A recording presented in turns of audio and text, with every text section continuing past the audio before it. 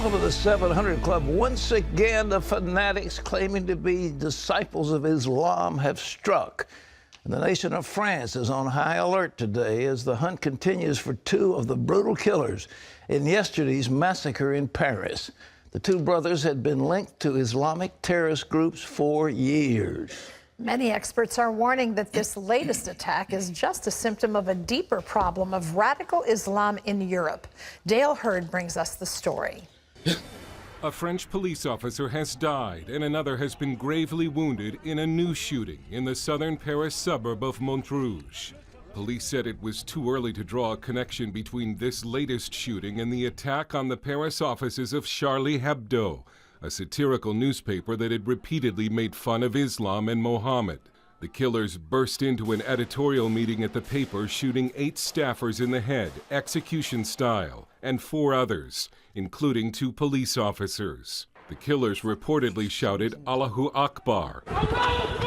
God is greatest, and the Prophet is avenged.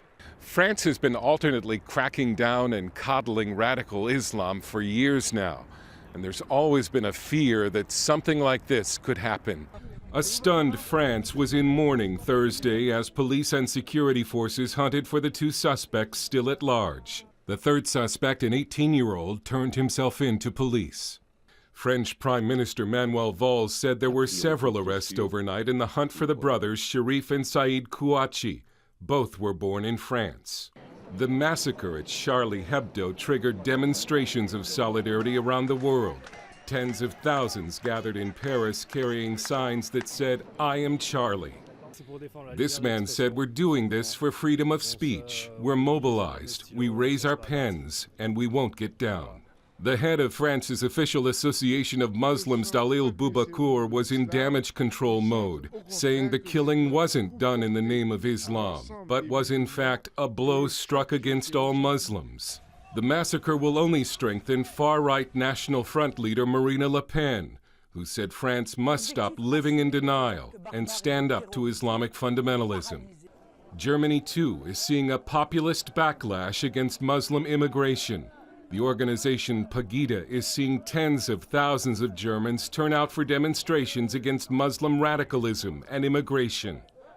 Dale Hurd, CBN News. Thanks, Dale. Our CBN terrorism analyst Eric Stakelbeck is with us now. Eric, I understand there are pockets of Muslims in Paris and places throughout France where the police don't dare to go. They have their own little enclave. Yeah, Pat, you know, we see these no-go zones really throughout Western Europe, but in Paris in particular, the suburbs, they're surrounded by these high-rise housing projects, Pat, where many, many Muslims live. As a matter of fact, France has the largest Muslim population in Western Europe. People might not know this. 10% of the French population is now Muslim. And Pat, here's the problem. Much of this Muslim community in France, as you mentioned, is segregated from the indigenous France. And what we've seen is this Muslim community become radicalized in these housing projects outside of Paris and in other areas around France. And we have seen at least 900 French citizens travel to the Middle East to join ISIS, and many of them, Pat, will one day return home. Now, the people who carried out this horrific attack yesterday, we don't know if they were linked to ISIS. They apparently said that they were working for al-Qaeda. But no matter who they're working for, the problem is Islamic jihadists on French soil, and it's only going to get worse. This is only the beginning.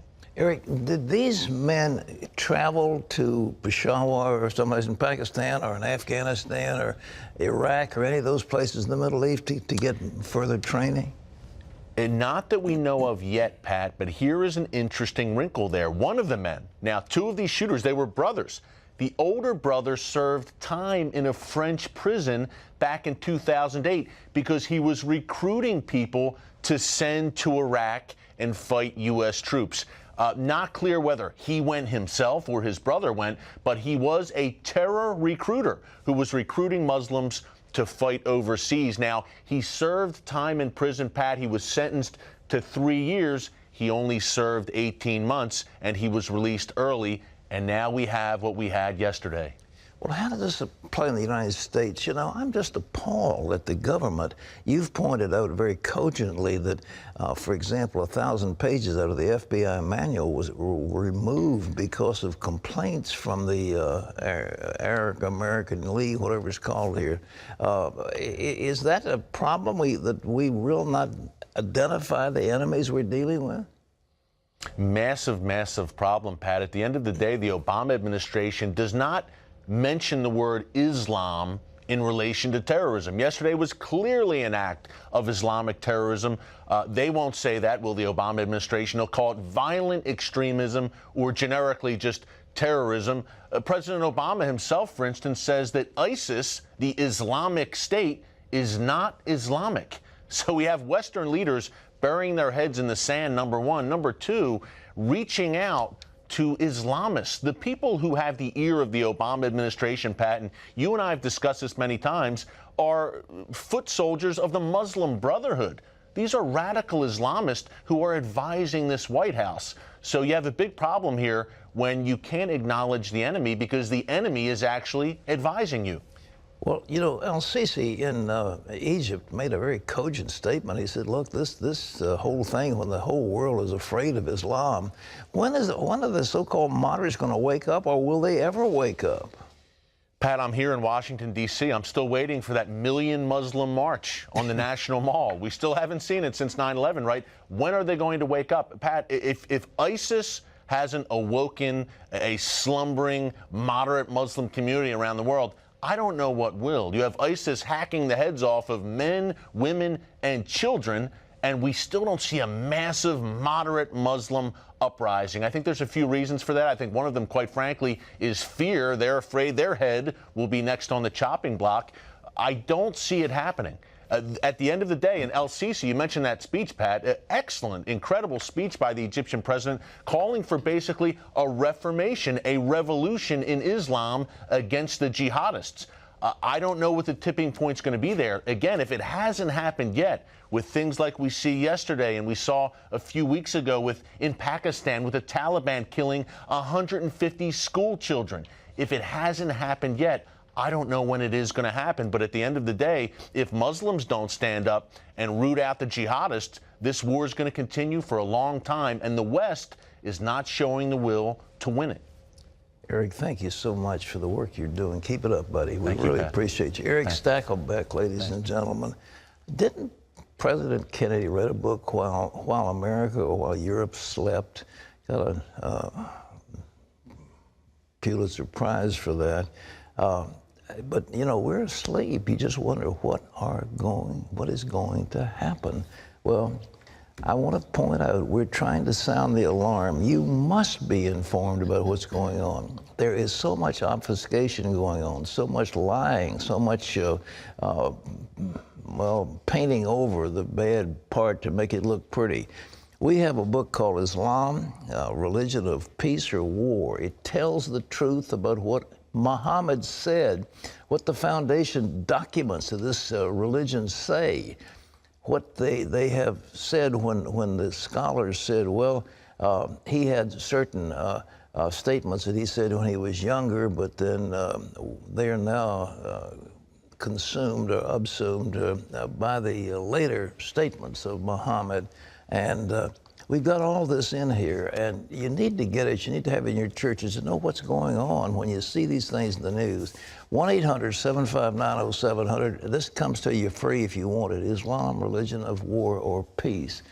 Well, here in America, 3 Americans are dead after a snow caused a massive traffic pileup in Pennsylvania, just a little bit to the north of here. And I frankly have a confession to make. This garden spot of America that we live in, we invited so many people to come. It got to be 0 last night, wind chill, 15 degrees and 25-mile-an-hour wind. And it's cold. It's even like Wisconsin. Wisconsin's colder than this. Well, with you.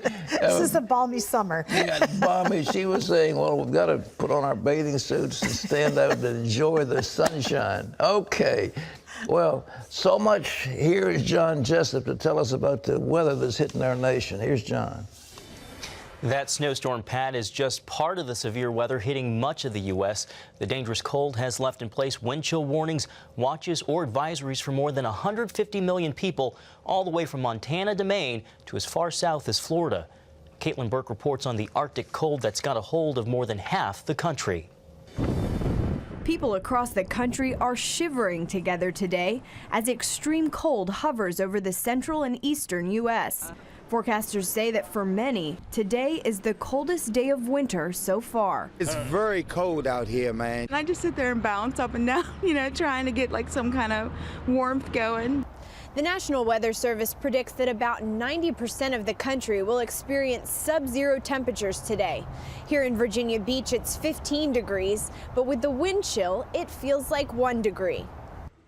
Lake-effect snowstorms caused whiteout conditions in some areas. In Pennsylvania Wednesday, the snow caused an 18-car pileup. 3 people were killed and dozens hurt. In Chicago, more than 200 school districts are closed because of the cold. The wind chill there expected to be about 30 below zero.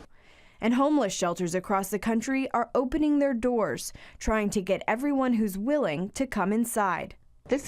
You could die in your sleep. Cold weather. The National Weather Service advises everyone to bundle up.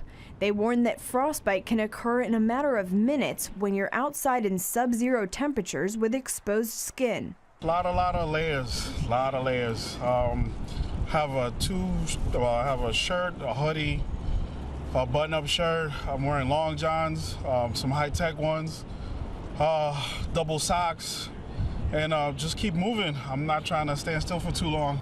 Another round of painfully cold air is expected to sweep from the Midwest to the east to close out the week.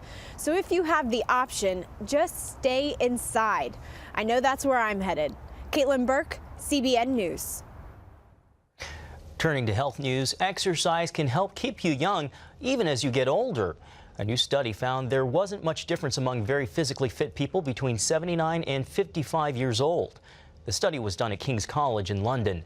The London Telegraph reports the researchers believe the findings debunk the idea that people automatically become weaker as they get older.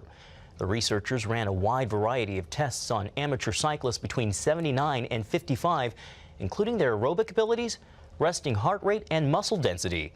The bottom line, it's not aging itself that makes your body grow old, it's the lack of physical activity.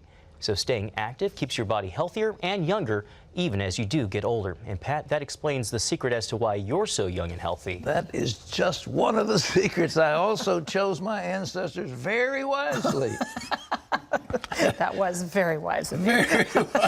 Well, I mean, the Bible says 120. I mean, it says 120. That's what it says. You read about Noah, and okay, the time of man is going to be 120. Now you read the Psalms, our day of our lives, 70, and if reason of strength you get 80, that's 80. But 120. Joshua 110, Moses 120. So I mean, hey, why not? Exactly. Why the question, not? Why not? The thing of it is, something gets infected, you cut it out. Something that says pull it out. You got all these things they do to cut out bad stuff in their lives and put in something good. So got make good use medical help today. Good medical help. So anyhow, will you join me in going for 110? I'll think about it. I'll think about it. Right. If you read, that's all wonderful if you you're read well. Palms, this is a lifeline. And mine has gotten deeper and longer and longer and longer. Yeah. And all of a sudden it's just coming around my wrist. I mean, what? I think of that as a wrinkle, but whatever. Well, there's some people who think they're wrinkles. All right. Okay. So you can have wrinkles, I'll have a long You'll life. have a lifeline, right? All right. Okay. More bad news for a Washington state florist who refused to provide flowers for a gay wedding. A county judge has ruled that the state can bring a lawsuit against Baronelle Stutzman and her shop called Arlene's Flowers. The judge also ruled that the shop can be held personally liable for violating the state's Consumer Protection Act. Stutzman says she hires gays and serves gay customers, but that her faith says marriage should only be between a man and a woman. Want to cut your risk for cancer? Eat more vegetables and drink less alcohol. That could also help you cut back on your extra weight. Obesity and being overweight have been linked to about 1/3 of all cancers, And Health Day reports that a study from New York University found that cutting back on alcohol limits the risk of certain cancers like breast, prostate, and colorectal, and that eating more fruits and vegetables was linked to a lower risk of colon cancer as well. And you can always get the latest from CBN News by going to our website at cbnnews.com.